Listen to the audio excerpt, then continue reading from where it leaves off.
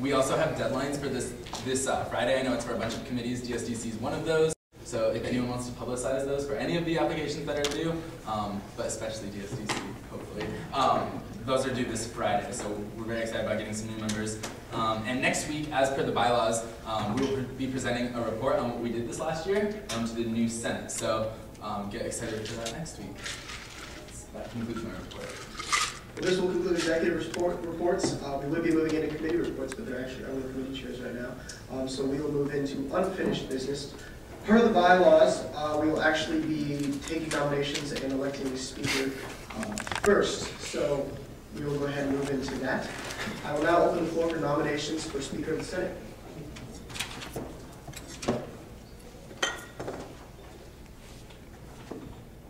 Senator Carr? I nominate Senator Whitsett for Speaker.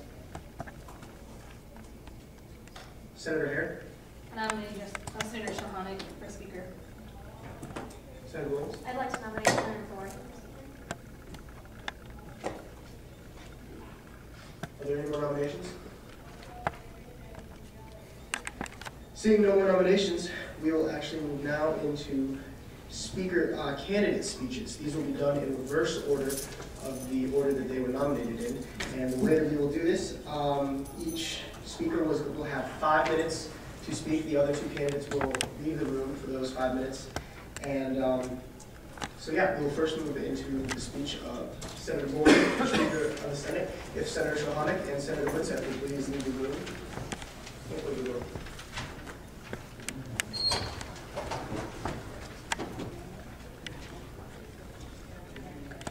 I thought a lot about what the speaker does and what I would do in that role if you so choose to elect me as your speaker for the next year.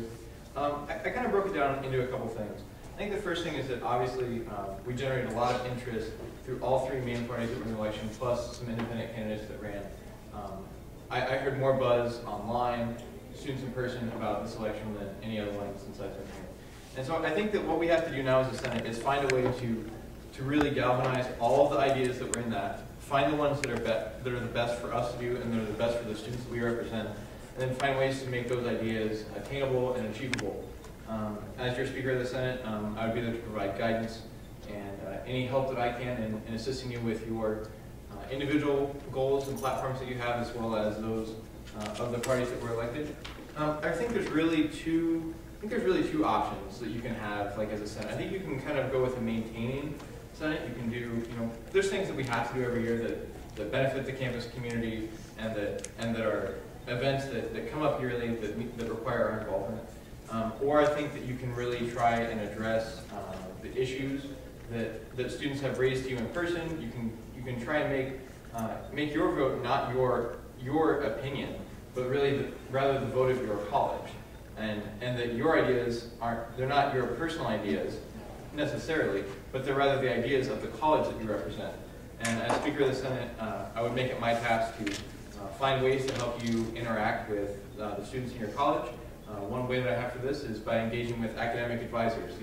These are the kind of people that have access to all students pretty much on a semester basis, and I think that if we can build a relationship with some of the advisors through the advisory boards and through our administrative connections with the deans and associate deans, that we'll have a chance to reach a lot of students about ASUN programs that can impact them. As we all hear, we always hear that ASUN doesn't do anything for me, or what does ASUN do? And I think all of us recognize that that's certainly not true. But it's finding ways to connect the students with the programs that matter to them and the events that matter to them, and how their fees benefit them, and how we as their representatives can benefit them. So if elected as your speaker, those would be my goals, and I thank you for your time and consideration. Thank you, Senator Boyd. If you would please step outside and ask Senator. No, we have questions. Oh, sorry. Excuse me. No, I'm sorry. 5 minutes. We now have 5 minutes of questions from the Senate floor. Please raise your flag if you have any questions. What have been your previous contributions to ASUN? My previous contributions to ASUN have largely centered on what I just talked about, making sure that my vote is my college's vote. I'm allergic to cigarette smoke, but if we had a smoking ban that came up, I could not vote in favor of the smoking ban, because I know students in my college who I've talked to when the smoking ad hoc came up last year, said absolutely no way. I got like literally like 10 emails, which is pretty monumental for a student to want to email you on something like that. And so that's certainly been my contribution. Also, as a member of the communications committee last year with the other members and Senator Kelly, I thought we did a good job of trying to make sure that the main events that we were working on were both well publicized and also were targeted at the right audiences. I think this can be exhibited through the 475 Ride Town Hall that was extremely successful and attended, and other events we've done throughout the year. Are there any other questions for Senator Gordon? So graduate students have individual advisors that aren't easily reachable by anyone but them generally.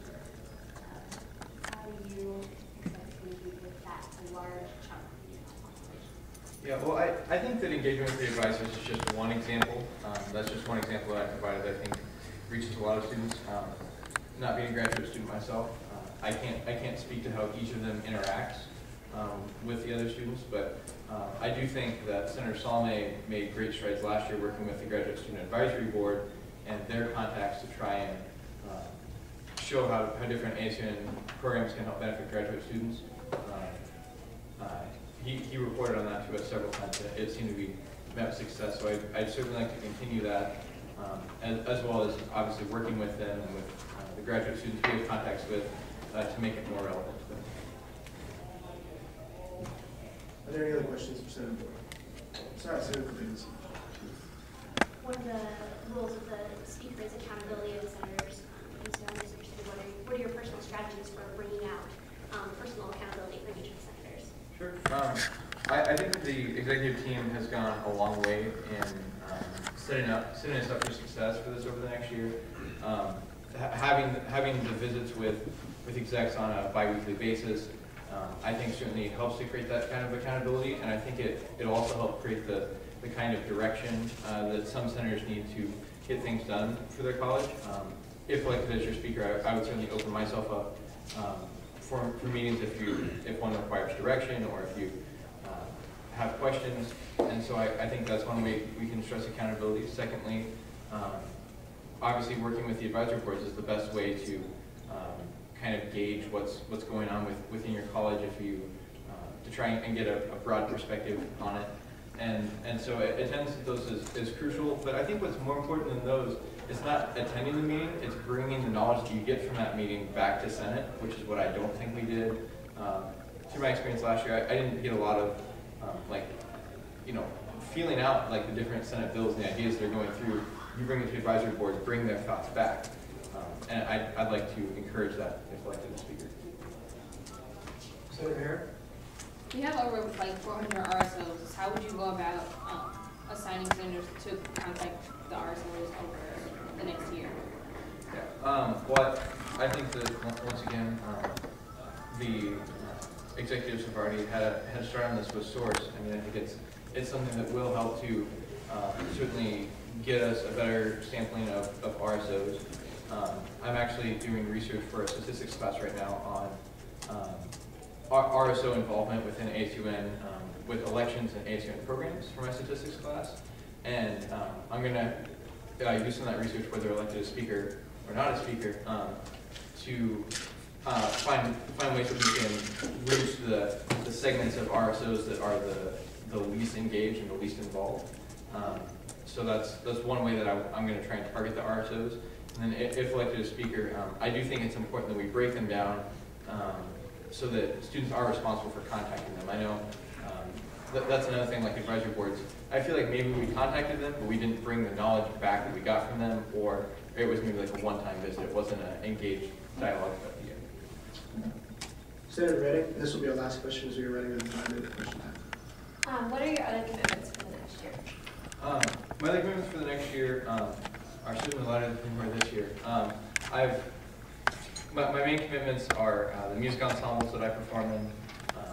Most of those have roughly 2 to 3 rehearsals a week, and so those plus my additional practice time. I do understand there's concerns with availability. With that noted, I've more or less